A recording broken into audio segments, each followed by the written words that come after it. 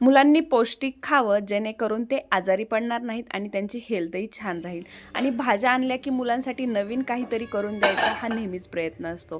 तर मग नवीन काय बनवायचं, तर शेवग्याच्या शेंगा आणल्या होत्या, तर त्याचं काहीतरी नवीन बनवूया आणि मुलांना खूप छान असं पौष्टिक पण राहील। मग शेंगा छान अशा धुवून कट करून घेतल्या आणि त्याला थोडंसं असं टेचून घेतलं, म्हणजे ते छान होईल। आणि मग हे खूप जास्त आनंदीला आवडतं। मग थोडंसं कुकरमध्ये तूप टाकलं, त्यात जिरे आणि लसणाच्या पाकळ्या तशाच टाकल्या, न टेचता म्हणजे न कुटून घेता। थोडंसं अद्रक थोडंसं त्याला असं बारीक केलं आणि टाकलं आणि मग ह्या शेंगा टाकून थोडंसं हलवून वगैरे घेतलं आणि नंतर कोथिंबीर आणि नंतर थोडीशी हळद वगैरे घालून काय टाकायचे, काय काय हळद पण टाकायची। अजून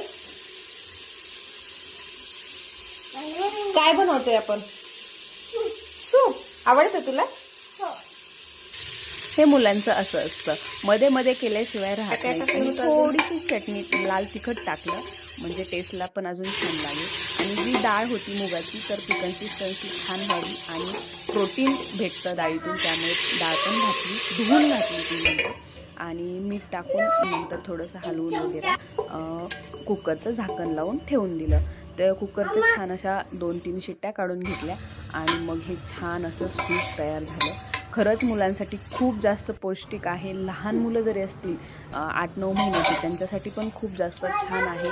नक्की ट्राय करून बघा। जेव्हापासून मी ट्राय केले तेव्हापासून ना मला आनंदी नेहमीच बनवायला लावते, तिला खूप आवडतं।